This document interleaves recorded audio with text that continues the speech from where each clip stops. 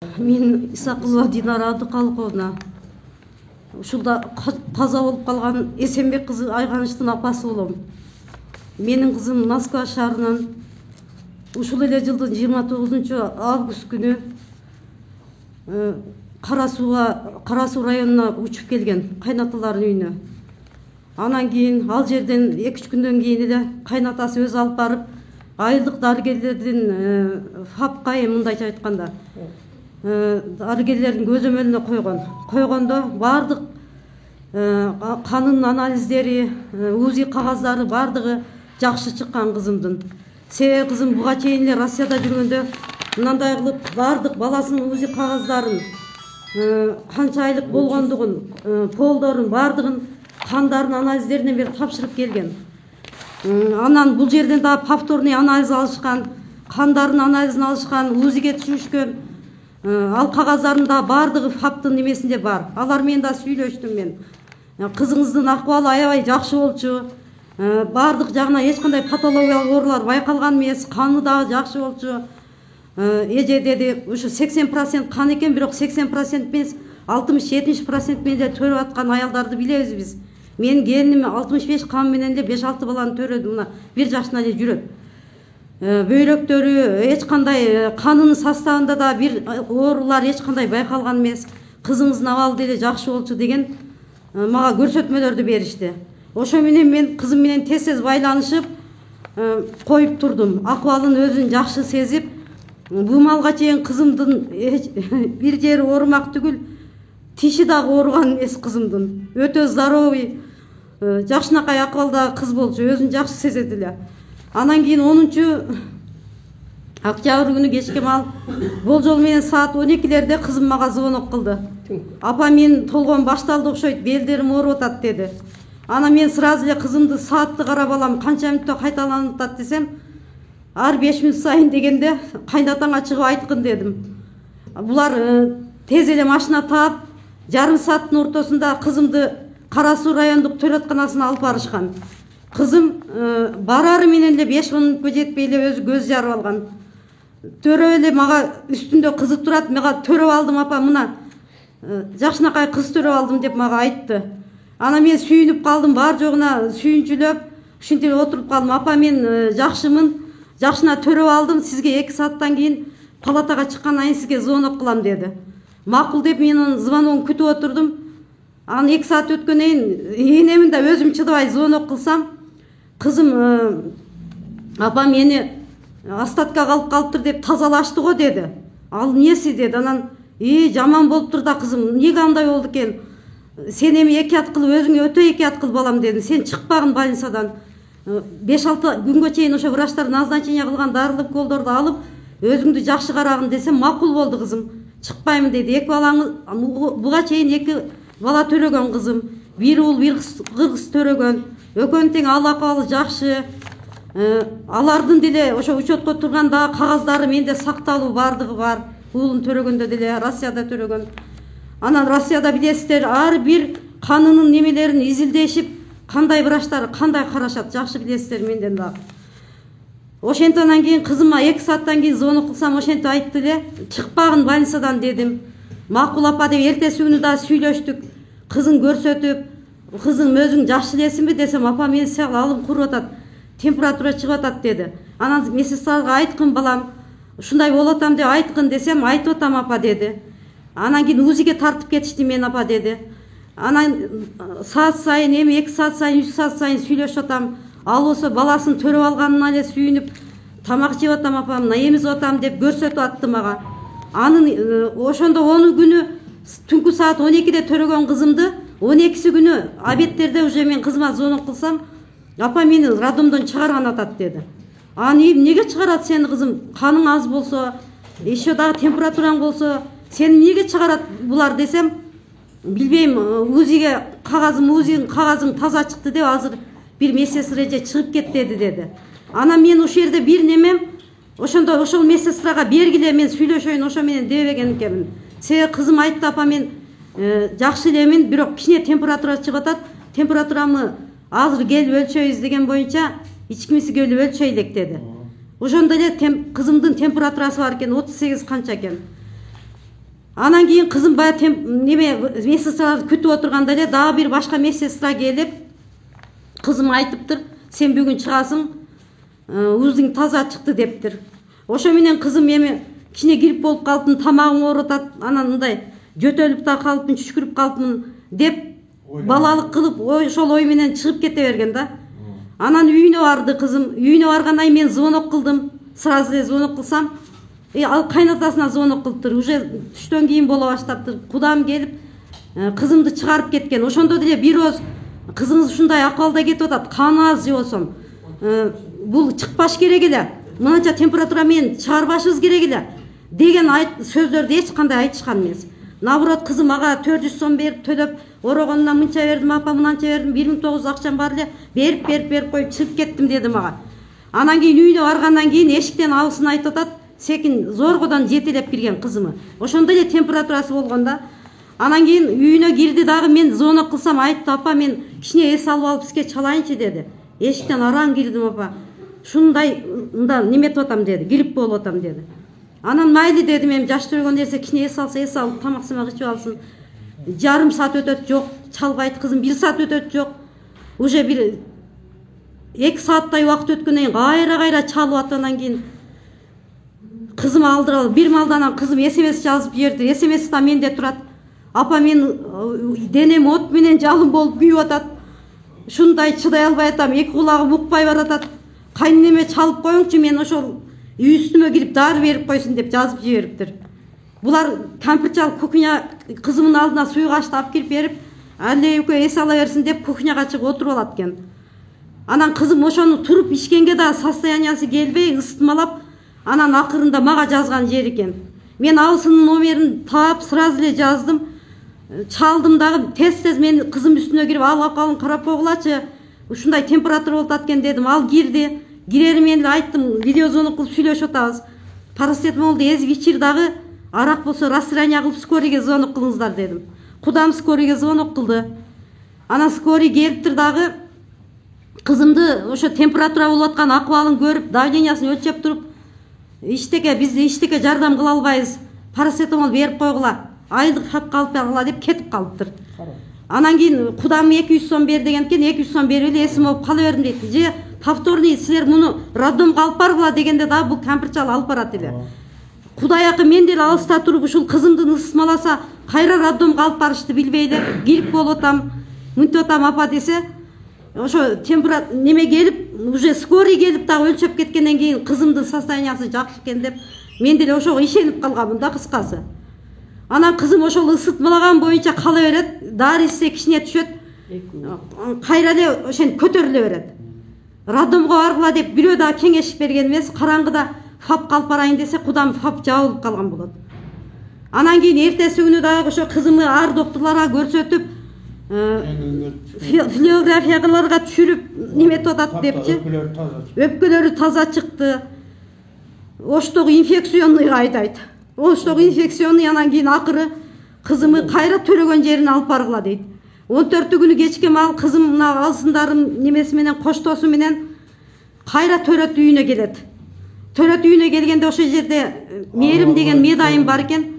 Ал кабыл албай турган болот. Кабыл албай турган болгондо жеңем айтат, бизден жакшынакай болуп чыгып кеткен деген кагаз жазып бергиле, биз кайта инфекционныйга апарабыз дегенде, ал заведующийне звонок кылат. Ушул заведующий Нуржамал деген келин экен. Мен барган келгенден баштап какшап аттым. Кызым дагы ошол Нуржамалга какшап атты. Эже, мен температура болуп атам десем, бир дагы медайым келип, мен температурамды өлчөп же мынтип атат. Бул кыздын состояниясы начар экен, чыгарбай эле туралы дебеди.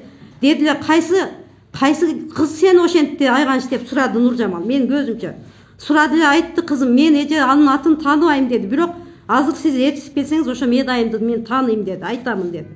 Ушинтип чыгып кете бер, жакшы элесиң деген үчүн кызым жаштык кылып чыгып кеткен да.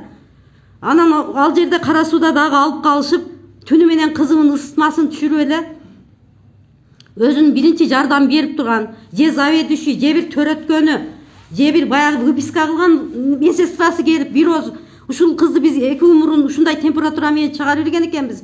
Бул кандай акыбалда калды экен деп, эртеси күнү саат 9:30 чейин эч кандай кызыма неме болгон эмес. Мен Алар колунан келип берген жардамын берип атыптыр. Мен саат 7:30 Россиядан өтүп келдим. Келсем кызымдын акыбалы жакшы экен. Кадимкидей эле менен сүйлөшүп, тамакты бердим. Анан кийин азыр кызыңыз УЗИ ачылган болсо УЗИге түшүрөбүз деди. Эмне үчүн ошо түнү менен УЗИге тартпайт аны? Бар да частный немелерде деди. Эгерде машина жок болсо мына машиналар 2 машина туруптур ошонун алдында. Мынаяка деле түшүрүп келгиле. Кызыңарды аяка түшүрүп келгиле, түшүрүп келмек да.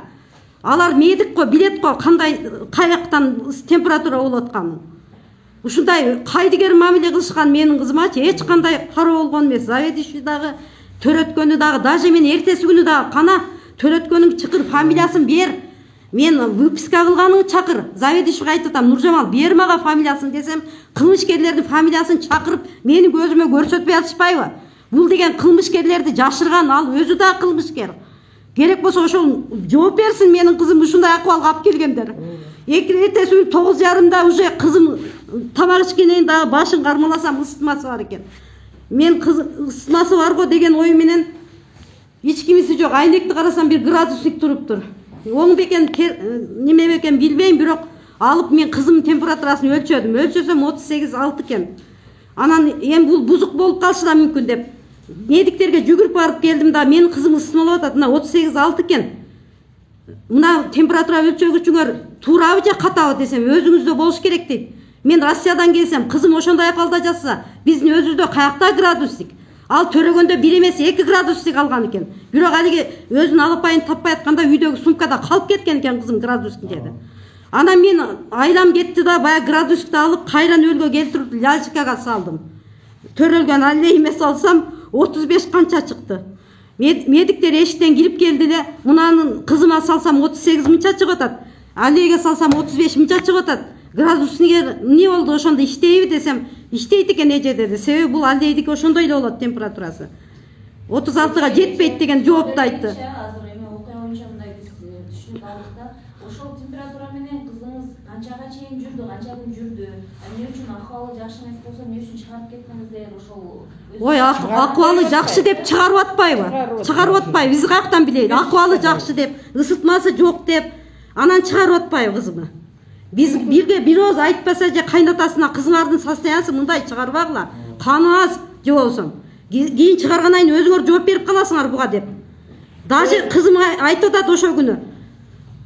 Келсем мен мына жери мынандай болуп ишип кетиптир, кызым көк ала кан талайт. Эмне болду кызым мына жериңе десем, канга бере турган уколду бир немеге кошуп берет экен. Бир эле штука алыптыр ошодон бечара кызым. Ошону сайып атып, медсестра кыз ан жерде телефон чукуп отуруп алды эле, ушагыма чыгып кетти апа деди. Кызым өтө оор кыз болчу. Мен жерим ортат, анерим ортат дегенде дагы өлбөй калам эле дейм да. Эч такыр айтпай, даже мага дагы апа, мен жакшымын, мен грипп болуп эле ысытма чыгып атат. Мен тамагым ооруп, кичине мындай мурдум сурдум агып түшкүрүп атам дегенине мен ишенип жүрүп калдым. Мен мынчалык болоорун билген эмесмин, женский жактан ысытма болуп атканын билген эмесмин. Анан акыры УЗИге тартышты дагы ошо 9:30. Сиздин кызыңызды гинекологга которобуз деди. Мунун каны аз эже, жардам беребиз, сиз буяктан тамак самак бериң деди. Кызым басып эле жүрөт, жетелеп нарак берганан жөлөп таяп алып бардык. Гинекологга алып барганда эле кызым бул жакта кушеткасы бар кабинетке алып киришти. Мен лялчиканы алып бир жерге отуруп калдым. Анан эле кызымды кушеткага чыгарганда эле өтө оор деп атпаймынбы кызым? Карс эле деп кушетканын немесин тепкиледи аябай. Жаным чыдабай ушундай аллейди көтөрүп алып кирип барсам, эшиктен мени аркага эле айдап эле мени чыгара беришти. Эже эшикке чыгың деп. Сизге киришке мүмкүн эмес, сиз аллейди карап туруң деди. Кайра эле бая карсылдатып тепкилегени болбогондон уже врачтарда мынантип ызычуу түшө баштагандан мен айттым. Аллейди деле ыргытып эле кайта кирип барайын десем, эже тез жүгүрүп барып памперс алып келиң, кызыңыз кровать этип атат деди да. Ага чейин эмнеге кровать этпейт кызым? Ага чейин врачтар кирип, ошол немелер текшерип, ичин басып, айганыш, кандай иштериң оорубай эле, жакшы элесиңби, мына жерден кичине кровать этип атасың деди, азыраак кровать этип атам деди. Андай боло бериш керек деди. Анан эмне себептен менин кызым ошол жерде жакшына эле кирип кровать этип кетти десем, шейка жабылып калган, анан шейканы ачсак эле кровать этип кетти. Эми ошол жерден уже кызымы эси үчүн неме кылып реанимацияга которуу 5-10 мүнөттүн ичинде. Мен шок болуп калдым, эчтеке кылышты билбей, даже телефон номерлерин да Кыргызстанга келген үчүн иштебей калды. жакшы мына тууган уруктарым бар экен, булардын баары жүгүрүп келишти. Кызымды Тансыраттан боюнча реанимацияга алып барып 9:30-дан 5:30-га чейин кармашты. Ушу консилиум кылып атабыз, анан мынтип атабыз, чай ичип, көйкөлүп, наракка барат, беракка басат, кызымдын акыбалы утуру начарлап атат. Мага айтышпай мына эжемдер киришсе, ушинтип кровать этип атат да, эмне кылайлы, кашыктап куйсак чөмүчтөп агып атат дейтмиш. Эмнеге андай кылышат? Анда күчү жетпейби, ошко жөнөтпөйбү эрте эле кызымы?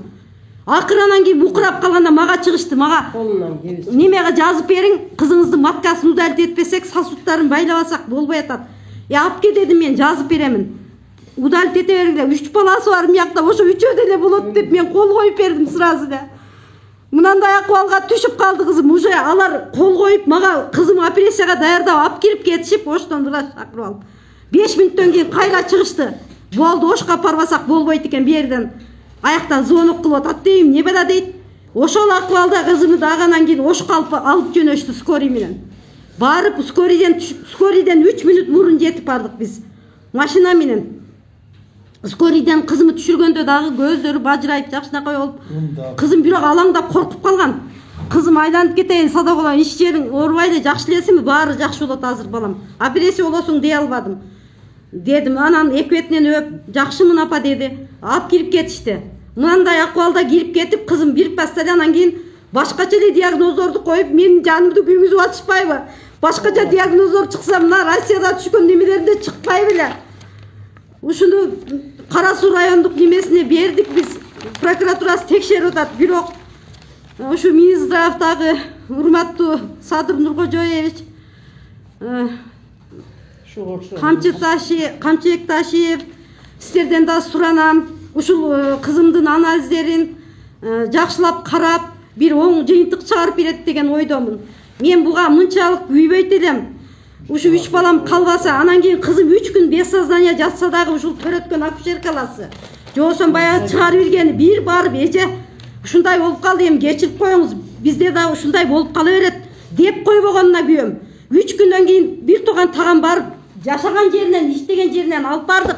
Ошол 3 та немени тоготпой атышат. Нуржамал деген заведующий экен, кайненеси болсо Кара Суу району боюнча врач экен, күйөөсү болсо милиция органдарында иштейт экен. Темире керилет, колуңа эмне келет деген мынантип чалкалайт мага. Бербейсиң, ошо күнү да айттым, мына медайымдардын немесин берчи, кандай бул баласыңар, кандай баласыңар десем дагы шундай керилишет. Аяка чалып, бияка чалып.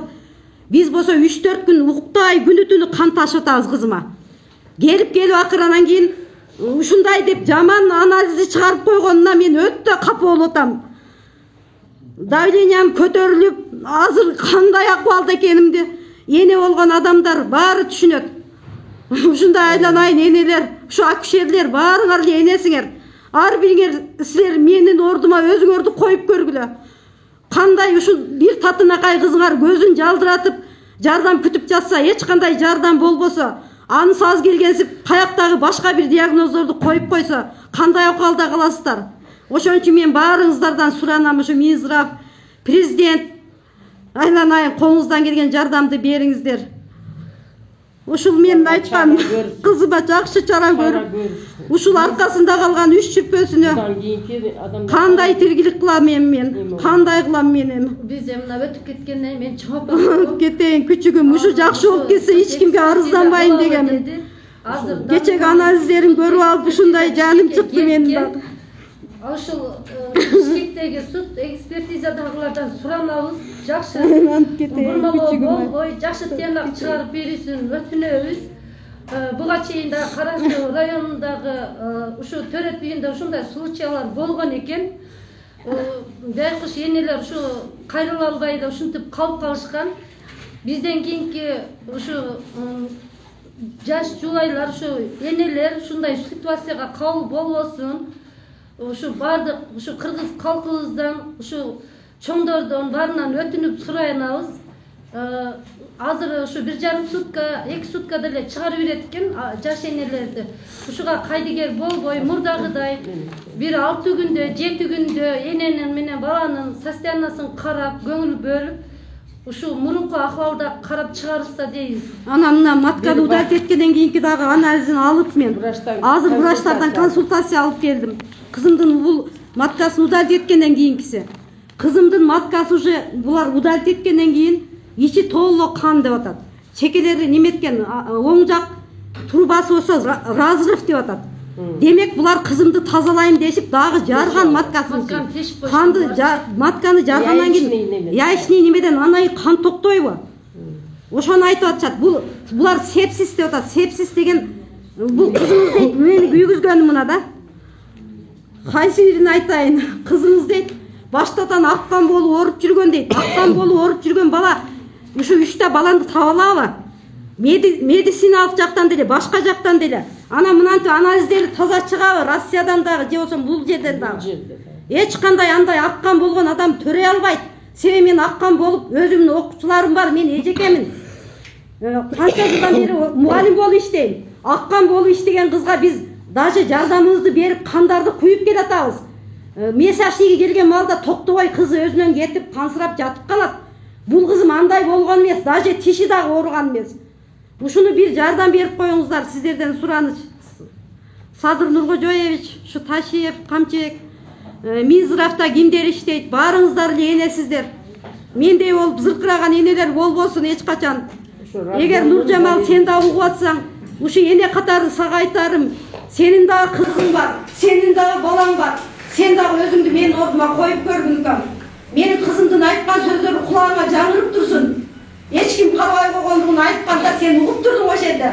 Ошол метигиңи сен алып келбей койдуң, бирок биздин алдыбызда. Жаап жашып атасың, сен дагы кылмышкерлердин арасына кошуп атасың. Ушуну мен айтып коеюн. Мен кайненем врач эле, анан күйөөм неме медик эле деп өзүңө өзүң ишенбегин. Алла бар. Алла сенин кулагыңа менин кызымдын үмүнүн жаңыртып турсун. Алла жазаңы берсин. Çok boş-boşluk. 5-6 yıl yaşadık, жақсы yaşadık. Ayağım жақсы көрөтүм, денсаулыгы жақсы эле. Москвада иштедим. 3 балам болду. Чоң кызым жақсы көрөдү, денсаулыгы жақсы, одан кичинекей дагы жақсы көрөдү.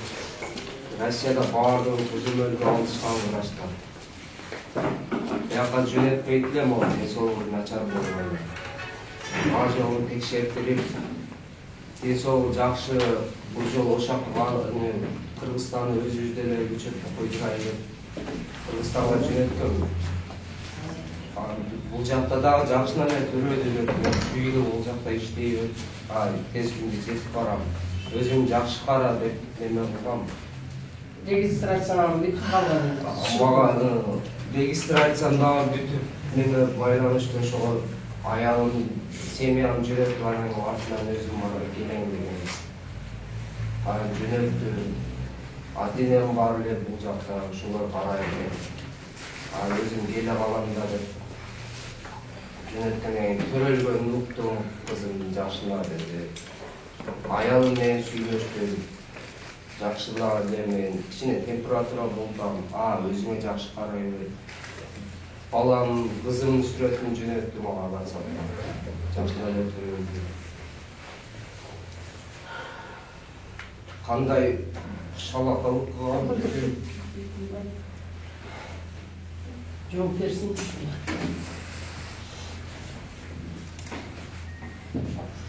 Ben söyleyip koyana.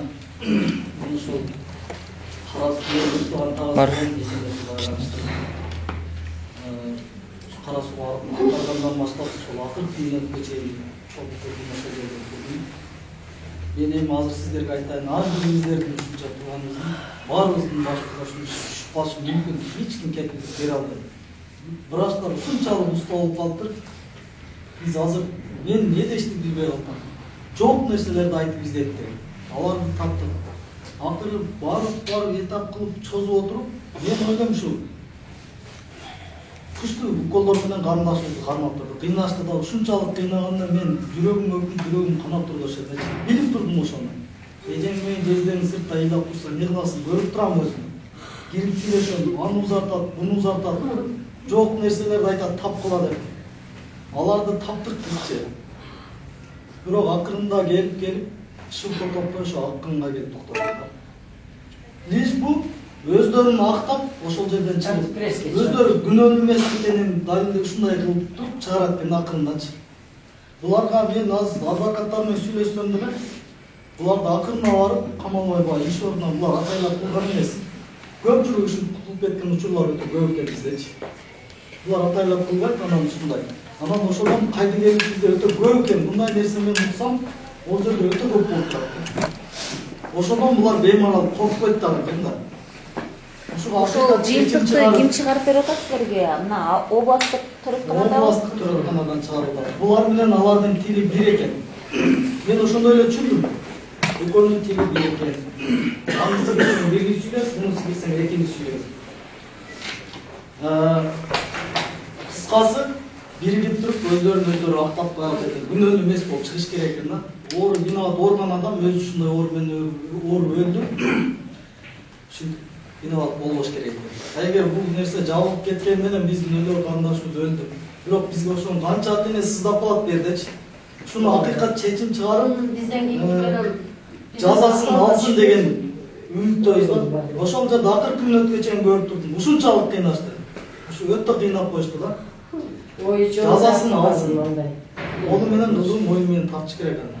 Андай өтө профессиясы жетпейби, иштебеш керек андай врачтар бизде. Мен айтамын ошол.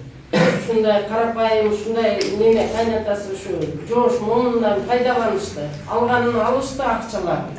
А эмне үчүн жардам беришпейт? Канча акча бердиңиздер? Ошо төрөткөнү чыгыптыр, тазалаганга. Капка барганда дагы акча берген. Учетко Штрафты, штрафты, мисам алган. Алар чтобы штраф. Адам болуп кетпегенин билип турушты да. Врачтар ясно бизге караганда четко билет. Акыбалы оор, бул адам болуп кетиши мүмкүн болбойт деп турат. Келип акча берсе алып атат. Ушунчалык уста алачы. Ушунчалык уста чыгат экен. Ата-энесине эже акыбалы оорурат, үн тутат десе булар жакшы карачы деп акча берет экен да. Кайда жакшы мына үмүт бар. Күч керек дейт. Кайра эле эртеси экинчиси менен келдиби? Ал ошону кайталайт. Ага акча бересиң.